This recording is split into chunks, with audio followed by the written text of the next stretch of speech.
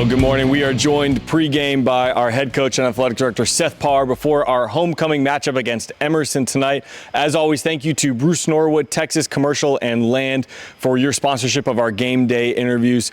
Coach Parr, one of the themes that we've been talking about all season long is making sure that we're not beating ourselves. Penalties before the snap, penalties that give the other team first downs, things like that, free yardage. What have you guys been doing to continue to work on that discipline and cleaning some of that up as we head into our Week 7 matchup? Well, you put yourself in a lot of situations. You start practicing, pre-snap stuff as far as moving. And, like, when we're on scout team offense, we always have them, fakes come up, even things that are not legal anymore, just to hold people. And I think change snap counts all the time. Don't get upset when we do draw. You emphasize it when we mess up, but you're not going crazy and make it – you just fix it and you go over it, because what happens is when you get after everybody for messing up and then the center quits calling the snap count, it goes on one every time, and that's what you don't want. You want them to, be able to make a mistake, but you want to keep on, changing the snap count. So a lot of it is on the center, and a lot of it is making sure that we're doing it, and that's just one part of the false starts on offense. And on defense, just watching the ball, eye discipline, and making sure we line up correctly. And I don't think we've had too many mishaps. I hadn't been blaring deal on penalties, as far as that. And you don't want to get anything after the play, stupid stuff with emotion. As far as, throwing face masks are going to happen. But you don't want to get the taunting penalties and stuff like that that can get you, you can go third and get a good third down stop, and then all of a sudden, you do something that's crazy with your emotion and you give them a free first down because you're being selfish. I watched my brother's team play. I had a key third down stop, and we talked about this, and he had a kid that, threw a shoe. And what would have been a stop turned into a positive, 15 yards, change field position, and ended up costing part of the, some of the reason that cost them a game, along with turnovers and stuff like that. So you can't do all that stuff and win games. That's a great point. Looking back at last week a little bit, we had 6 touchdown passes to 6 different receivers. Talk about the importance of being able to spread the ball around and have so many different weapons that can convert for you guys on the football field, and how that makes it hard for a defense to really game plan for what they're going to see against a Coyote offense every single week. Well, I'm not big on pre-snap movement and stuff like that. I'm just something I never really got into.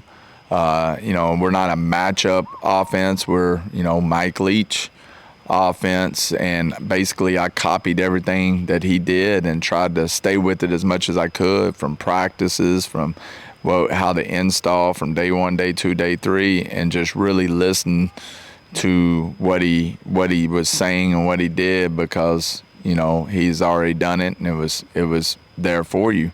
And, so one of the key things that he says is a balanced offense. And a lot of people think balance is 50-50 run pass. And our balance is try to spread the touches around. Your running back's always going to have more touches, but your X, H, Y, and Z, you want to be able to get them the ball and distribute it to everybody and make them defend the whole field. All right, so you don't want to have a bunch of pylons out there. Then that way we don't have to move people and get one person open. We feel like we can get 5 people the ball.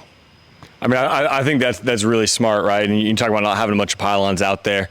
Tonight, homecoming against Emerson. What kind of excitement does a homecoming game add to the team, to the locker room, to the stadium, and the environment?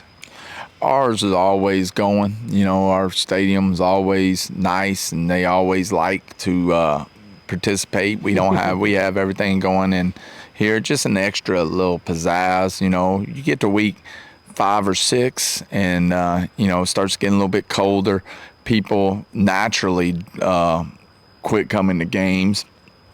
If you watch, I watched a deal on North Texas and talked about their attendance at their football games, and it was pretty low.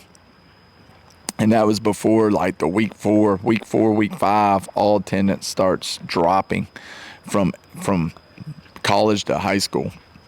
And a lot of that is because new things start getting pulled in different directions. So the homecoming at this time of year is really positioned there to make sure everybody's still there and keep the energy. We had a community pep rally that, Pastor Phil participated in. Mm-hmm. And was dunked a couple times. He's a little quiet today, so he might be a little feeling under the weather for going under the water that long. He had a long line of people that were ready to dunk him. That's what I heard. Yeah, so, but, we had energy in that freshman game when our kids came in, and we were down 18-0, and then we scored, and our kids went crazy, and boy, you could just tell the difference of the fans were there, and then all of a sudden it's 18-10, and energy brings a lot of something to the game. The home field advantage is real, so we need that energy tonight with our crowd, and hopefully this homecoming game brings that. Well, there you go, Coach. Hey, any final words before I let you go to team meetings this morning? No, go Coyotes. Appreciate everything y'all do. All right, you heard it. Go Coyotes.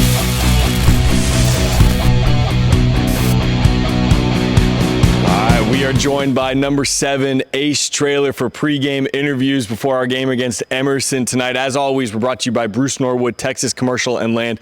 Bruce Norwood, thank you so much for all that you do for our network. Ace, I feel like you've played every spot on the field just about this year. You haven't thrown a pass yet this year, yet. But that may come at some point. We don't need to give away any trick plays. Talk about your mindset that allows you to play wide receiver, to play DB, to play running back, kickoff coverage, kickoff return. Like you basically do it all. Like, when are you going to snap the ball? You held extra points. Talk to me about what it is about you that you're just going to do anything and everything no matter what they ask. Just doing whatever I can for the team. It's a team sport. It's not an individual sport. It's all team accolades. So if I can do anything to help the team win, that's only going to help me and the team itself. So, holding, learning from Rowan how to be a better holder. It's made me a better player in general, just being better at catching the ball.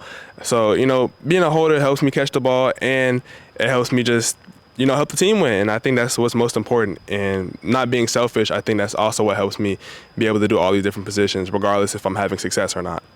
Talk about how difficult it can become for teams to game plan for you, because I think ultimately teams need to game plan for where Ace Traylor is, but yet you move around the formation so much. Talk about the difficulty it creates for defenses to have not just you, but Michael Kennedy or Keyshawn or all these, for all these guys that move around the formation. Talk about how that makes it difficult for defenses to game plan.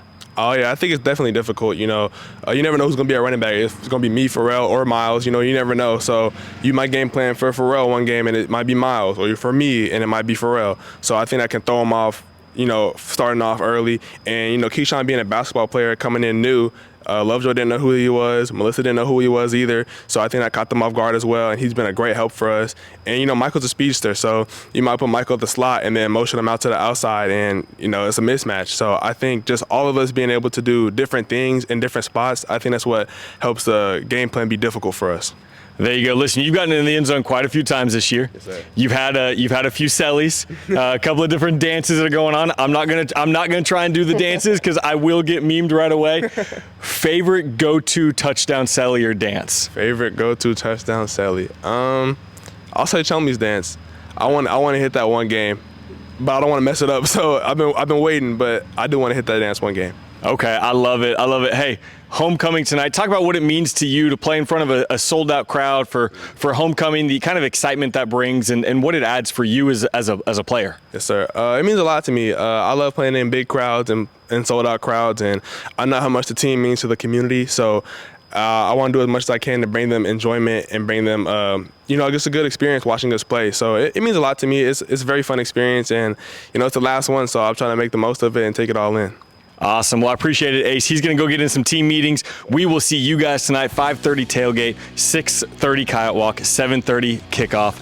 Until then, Coyote Nation, can't wait to see you.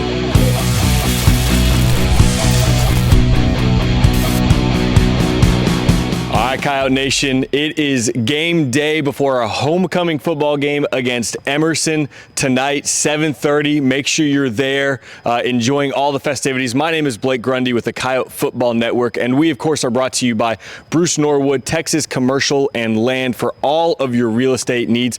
I'm joined by Zay Flanagan, one of our corners, number 12. Zay, you've made a switch in your career. You started off as a wide receiver, and last season you really kind of started to make the switch to the defensive side of the ball, and now we see you out there prowling. Talk about the mindset shift that had to happen for you to go from the offensive to the defensive side of the ball. It was a tough mindset. I'll say offensively, it was like a lot different because like you drop a ball, okay, you move on to the next play. You don't really think about it too much, but going to DB, it's like you let up one big play, a lot of things are said. The crowd doesn't know what coverage you're in. Like, probably wasn't even my zone. Everybody puts the blame on me. So you got to have like a good mindset of like just moving on to the next play and not thinking about it too much. Well, I love it. Listen, some of the shoes that you're filling from last year, I feel like Zay Gentry, right, and Eric Bowen did a really nice job. They grew as the year went on in our secondary, and you and Izzy are stepping into that. Talk about filling the shoes and the holes that those guys left behind, and what that means to you to carry on the legacy of being a Coyote DB. I think it's a lot to fill the shoes, especially Gentry's, because how good he was. But I think me and Izzy do have what it takes because we did look up to Gentry and Eric, and they still give us advice to this day on how to be better and what they're learning and what we need to learn and work on. So I think it's just like a work in progress throughout the season, just like Eric when he first went to DB. There you go. I love it. Listen, we were talking a little bit off camera. You come in at 6 foot, so you're tall for a corner, right? You know, I think the average corner is kind of like that 5'8" to 5'10", 5'11" range. 6 foot, but yet you're still going against some guys that are 6'4", 6'5", 6'6" out on the outside. Talk about your mindset when you line across that each week and say, man, I'm gonna win, because I feel like you've won way more often than not this year, especially in one-on-one coverage. Talk about the mindset to be able to line up against the tallest guy on the other team and just say, man, I'm gonna win. I don't care about the height discrepancy. My mindset when I line up against them, I just know that I'm faster than them. So like whatever they have to do, they got to do. But I know at the end of the day that I'm gonna be quicker than them, and I'm gonna be in their spot before they're there. So. I love it. I love it. Hey, last question for you before I let you go. Homecoming is tonight. We know that brings a lot of festivities, a lot of fanfare. Talk about the excitement in the air, playing before a crowd during homecoming. Kind of how is that different than just a normal run-of-the-mill game for you? Well, we can't let the city down. It's homecoming. You know, they'd be very disappointed. But I think we need to go out there, execute, give the crowd what they want, and let it be a successful homecoming. All right, there you go. You heard it here from Zay Flanagan, number 12, looking to put the straps on tonight against Emerson, brother. Can't wait to watch you play.